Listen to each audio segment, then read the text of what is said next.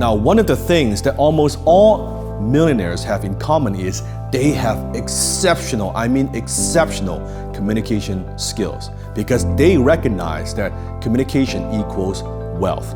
Now, it could be communication skill in terms of public speaking, one-to-many, or communication skill like this, one-on-one, sales, closing, negotiation. It could be communication in terms of in print.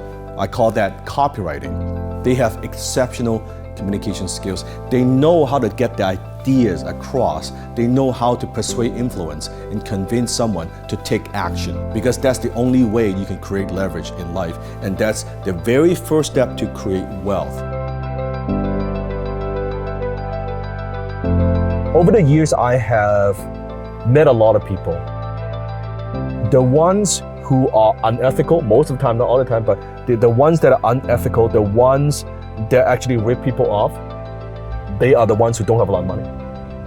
The ones who are actually generous, the one who have integrity, the one who deliver on what they promise, guess who they are? They are the wealthy people. That's how they get wealthy. Money earned is always a byproduct of value creation.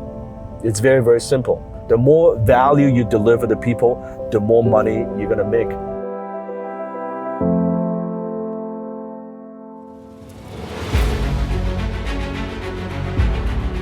Communication equals wealth. Now, some people, they might say, well, but Dan, if I learn how to persuade, if I learn to influence other people, is that unethical? Does that mean manipulation? But if you use it with good intention, that's awesome. I call that influence with integrity.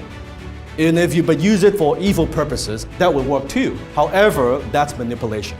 The better communicator you are, the wealthier you will become. Marketing is communication. Selling is communication.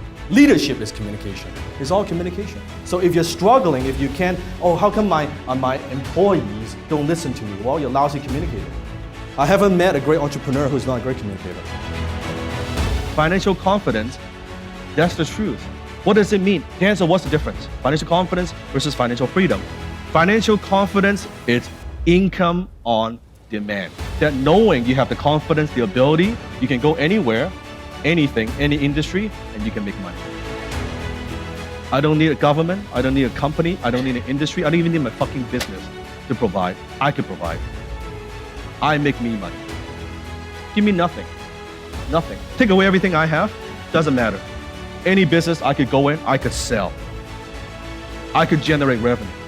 Doesn't matter what it is. I can be selling an app, I can be selling a service, I can be selling a product, doesn't matter. So develop that. That's the truth. The financial confidence. Act as if you're already wealthy, and then you'll surely become wealthy. Act as if you have unshakable confidence, then people will surely have confidence in you. Act as if you're a leader and people will follow you. And act as if you're already a tremendous success, and then you will become successful.